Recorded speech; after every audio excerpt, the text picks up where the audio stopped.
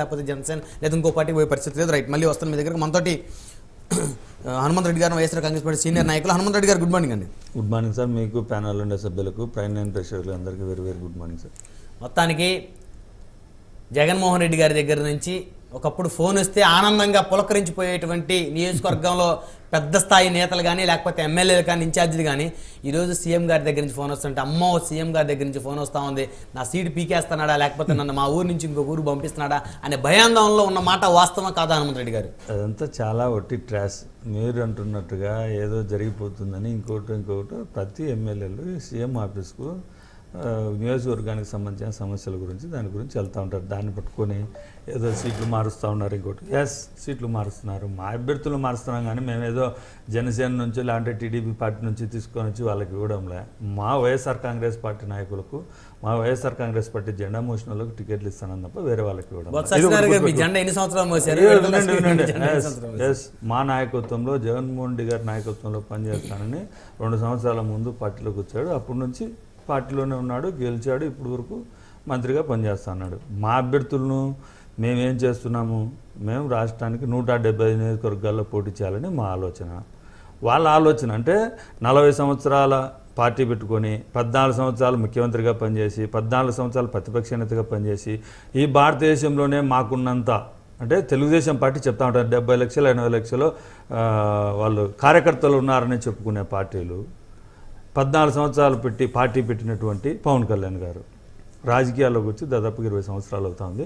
14 సంవత్సరాలు పార్టీ పెట్టి ఆయన ఇంతవరకు ఫలాన్ని నేను ఇన్ని నియోజకవర్గాల్లో పోటీ చేస్తాను, నా నియోజకవర్గ సమన్వయకర్తలు వీళ్ళు అవినీతికి వ్యతిరేకంగా చంద్రబాబు నాయుడు గారు అవినీతి ఏదైతే మాట్లాడుతుంటాడు కదా, ఆయన చెప్పిన ప్రతి స్లోగన్లో అవినీతికి వ్యతిరేకంగా నేను పార్టీ పెట్టాను, ఇంకోటి అవన్నీ ఒట్టి ట్రాస్ అని ఆయన చంద్రబాబు నాయుడు గారు అవినీతి కేసులో జైలుకి వెళ్ళినప్పుడు జైల్లోకి వెళ్ళి ములాఖత్ పోయి మిలాఖత్ బయటకు వచ్చి నేను అడక్కున్నా, వాళ్ళు అడిగారో లేదో తెలియదు కానీ ములాఖత్ పోయి మిలాఖత్ బయటకు వచ్చి నేను తెలుగుదేశం పార్టీతో కలిసిపోవచ్చు అంటే నాకు తెలియని అంశం ఏమిటంటే ప్రజలు కూడా చాలా జనసేన నాయకులు కూడా అయ్యో మనం బీజేపీతో మనకు అవసరం లేకుండా కూడా బీజేపీతో కలిసి నడుస్తున్నామే. 2019 ఎలక్షన్ల ముందర నరేంద్ర మోడీ గారిని లడ్లు పాచిపోయిన లడ్లనే ఇంకొక రకంగా చంద్రబాబు నాయుడు గారు ఇద్దరు కలిసి తిట్టి ఆ తర్వాత ఇద్దరు కూడా ఏ విధంగా బీజేపీ పార్టీతో అంటకాగుతున్నారో ఈ రాష్ట్ర ప్రజలకు తెలుసు. అంటే అధికారంలో ఉన్నప్పుడు చంద్రబాబు నాయుడు గారు ఎలా ఉంటారు, అధికారం పోయిన తర్వాత ఎలా ఉంటారు, అలాగే చంద్రబాబు నాయుడు గారి అధికారంలో ఉన్నప్పుడు పవన్ కళ్యాణ్ గారి స్పీచ్ ఎలా ఉంటుంది, చంద్రబాబు నాయుడు గారు అధికారం పోయిన తర్వాత చంద్రబాబు నాయుడు గారి పవన్ కళ్యాణ్ గారి ఆలోచనలు ఎలా ఉంటాయంటే ఈ రాష్ట్ర ప్రజలు అందరూ చూస్తూనే ఉన్నారు. అది మా పార్టీలో వైఎస్ఆర్ కాంగ్రెస్ పార్టీలో 170 నియోజకవర్గాల్లో మిమ్మల్ని తీసుకెళ్లి గుంటూరులోని కృష్ణాలను పోటీ నేను చెప్తానండి, మా మంత్రులను వేరే చోటుకి మారిస్తే ఈ సీటు ఆ సీటు 2 సీట్లు గెలిపిస్తారనే ఆలోచనలోనే మేము చేస్తాం. మా ఆలోచన ఏంటి, మాకు ఎక్కడైతే ఇంతవరకు కొన్ని సీట్లలో గెలవలేదో 151 24 సీట్లు కూడా మేము కైవసం చేసుకోవాలనే ఆలోచనలో 175కు 175 సీట్లు గెలవాలనే ఆలోచన మాది. మీ ఆలోచన ఏది, చంద్రబాబు నాయుడు గారి ఆలోచన, పవన్ కళ్యాణ్ గారి ఆలోచన ఎలా ఉంటుందంటే ఏదో ఒక రకంగా ప్రజలను మభ్యపెట్టాలి, మనలో ప్రజలు నమ్మడంలా. ఈరోజు యువగలం యాత్ర చేసినటువంటి ఏదైతే నారా లోకేష్ గారు ఆ రోజు మొదలుపెట్టింది 400 రోజులు 4000 కిలోమీటర్లు నేను ప్రజల సమస్యలు తెలుసుకుంటానని చెప్పి పాదయాత్ర మొదలుపెట్టి ఎవరి కోసం పాదయాత్ర చేశాడో ఆయనకే తెలియదు, ఎందుకు పాదయాత్ర ఆపాడో ఆయనకే తెలియదు. ఇంకోటి ఏంటంటే 220 రోజులు అర్ధాంతరంగా నారా లోకేష్ గారు పాదయాత్ర ఎందుకు ఆపారు, 4000 కిలోమీటర్లు తిరగాల్సిన లోకేష్ 3132 కిలోమీటర్లకి ఎందుకు ఆగిపోయాడో ఆయన ఫెయిల్యూర్ అంటే యువగలం పాదయాత్ర ఫెయిల్యూర్ అయిందని తెలుగుదేశం పార్టీ చెప్పకనే చెబుతా ఉంది.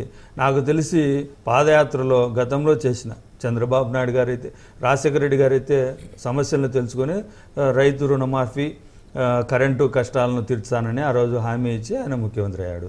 ఆ తర్వాత చంద్రబాబు నాయుడు గారు కూడా పాదయాత్ర చేశారు.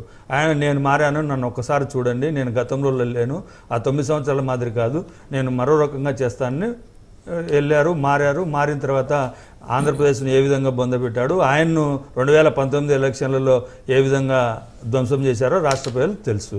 2017 నవంబర్ 6వ తారీఖున జగన్మోహన్ రెడ్డి గారు పాదయాత్ర మొదలుపెట్టారు. చేస్తూ పాదయాత్రలో ప్రతి సమస్యను ప్రజలకు సంబంధించిన సమస్యలు వాళ్ళు చెప్పిన వినతులను తీసుకొని తద్వారా ఒక మేనిఫెస్టోని తయారు చేసి పాదయాత్ర ముగింపు సభలో మేనిఫెస్టోని ప్రకటించారు. నవరత్నాల ద్వారా ఈ రాష్ట్ర ప్రజలకు మంచి చేస్తాను, చంద్రబాబు నాయుడు గారు ఈ రాష్ట్ర ప్రజలకు ఇచ్చిన హామీలను తొంగలో తొక్కి ఏదైతే రైతు రుణమాఫీ చేస్తానో, ఇంటికి ఒక ఉద్యోగం ఇస్తానన్నాడు, ఇలాంటి డాక్రా రుణమాఫీ చేస్తానన్నాడు, ఆంధ్రప్రదేశ్ని అభివృద్ధి చేస్తానన్నాడు, అవన్నీ చేయలేదు కాబట్టి నేను వచ్చిన తర్వాత ఇది చేస్తానని మా మేనిఫెస్టో చేశాము. ఈరోజు లోకేష్ అంటే ముఖ్యమంత్రి అభ్యర్థిగా చేశాడా, లేకుంటే ఎమ్మెల్యే అభ్యర్థిగా చేశాడా, తెలుగుదేశం పార్టీ నుంచి ఏ విధంగా అభ్యర్థి చేశాడు? ముఖ్యమంత్రి అభ్యర్థి 14 సంవత్సరాలు ముఖ్యమంత్రిగా చంద్రబాబు నాయుడు గారే నేను ముఖ్యమంత్రి అభ్యర్థి అని చెప్పుకోలేకున్నాడు. 14 సంవత్సరాలు పార్టీ పెట్టిన పవన్ కళ్యాణ్ ముఖ్యమంత్రి అభ్యర్థి చెప్పుకోలేకున్నాడు. లోకేష్ ఏమో పాదయాత్ర చేసి సమస్యలను తెలుసుకున్నా అంటున్నాడు. ఏ రోజైనా ఏ సభలో అయినా సరే ఈ రాష్ట్ర ముఖ్యమంత్రి జగన్మోహన్ రెడ్డి గారిని పట్టుకొని తిట్టడము, అక్కడ ఉండే వైఎస్ఆర్ కాంగ్రెస్ పార్టీ నాయకులను మా ఎమ్మెల్యేలను తిట్టడం తప్ప, ఎర్రబుక్కులో పేర్లు రాసుకున్నాను, అధికారులందరూ మీరు వచ్చిన తర్వాత నేను ఇట్ట కొడతాను అని చెప్పడం తప్ప ఈ రాష్ట్ర ప్రజలకు ఏదైనా హామీ ఇచ్చారా? స్పష్టమైన హామీ ఒక్క హామీ కూడా ఇవ్వలేదు. మీరు లోకేష్ గారిని విమర్శలు చేశారనుకోండి, మీ పేరు కూడా అంటే వాళ్ళు అధికారంలో ఉన్నప్పుడే 2014 నుంచి 2019 వరకు నా మీద ఎన్ని దాడులు జరిగాయి, నాకు ఏ విధంగా నష్టం చేశారో వాళ్ళకు తెలుసు, అందరికీ తెలుసు. అయినా భయపడిపోయి ఇంకొకటో చేశారు. వాళ్ళు ఎర్ర బుక్కులు కాకుంటే ఇంకొక బుక్కులో రాసుకోమని చెప్పు, మనకేం అభ్యంతరంలే.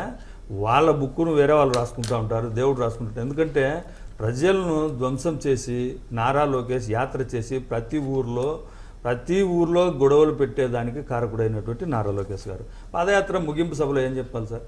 అంటే పాదయాత్ర ముగింపు సభకు కూడా లోకేష్ గారి యొక్క నాయకత్వాన్ని తెలుగుదేశం పార్టీ కోరుకుంటా ఉంటే ఈ చంద్రబాబు నాయుడు గారేమో పవన్ కళ్యాణ్ తీసుకొని వచ్చి అక్కడ ఎస్టాబ్లిష్ చేస్తారు.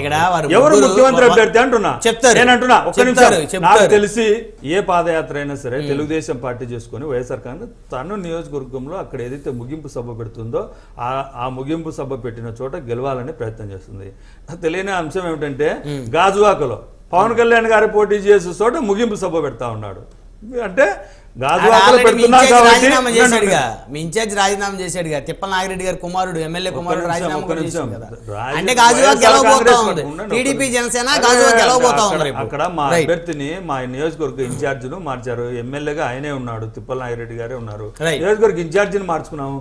మీ దగ్గర అంటే ఇప్పుడు పవన్ కళ్యాణ్ గారి తరపున ఎవరైతే పోటీ చేస్తున్నారో వాళ్ళు ఎవరున్నారో చెప్పమని చెప్పండి. అలాంటి వాళ్ళు లేకుండా ప్రతిరోజు మీడియా సమావేశాలు పెట్టుకొని లేకుంటే మీడియాలోనో సోషల్ మీడియాలోనో బలంగా ఉండేది సోషల్ మీడియాలో తప్ప ఎక్కడైనా ఉందా అంటున్నా. టీడీపీ పార్టీ కానీ కాదు, టీడీపీ పార్టీ కానీ జనసేన పార్టీ కానీ సోషల్ మీడియాలో తప్ప ఎక్కడైనా ప్రజల్లో ఉన్నారా? ప్రజల సమస్యలను అడ్రస్ చేశారా? ఏ రోజు ముఖ్యమంత్రిని పట్టుకొని తిట్టడం తప్ప. ఇందాక మా మిత్రుడు అభివృద్ధి గురించి చెప్పాడు. అభివృద్ధి గురించి చెప్పాడు అంటే ఒక్క నిమిషం ఆయనకు చెప్పుకుంటే ఆయన హైదరాబాద్లో కూర్చొని జగన్మోహన్ రెడ్డి గారిని తిట్టడానికే మొదలు పెట్టుకున్నటువంటి ఇలాంటి వాళ్ళకి చెప్పాల్సిందంటే ప్రతి గ్రామానికి వెళ్ళు, గ్రామ సచివాలయం చూడు, రైతు భరోసా కేంద్రం చూడు, గ్రామీణ వైద్య కేంద్రాలు చూడు, ప్రతి ఫ్యామిలీ డాక్టర్ కాన్సెప్ట్ చూడు. 17 అంతకుముందు స్వాతంత్రం వచ్చినప్పటి నుంచి 17 మెడికల్ కాలేజీలు 11 మెడికల్ కాలేజీలు ఉంటే జగన్మోహన్ రెడ్డి గారు వచ్చిన తర్వాత 17 మెడికల్ కాలేజీలు తీసుకురాలేకపోయారు చంద్రబాబు నాయుడు గారు. నాడు నేడు ద్వారా విద్యా వైద్యాన్ని ఆధునీకరించి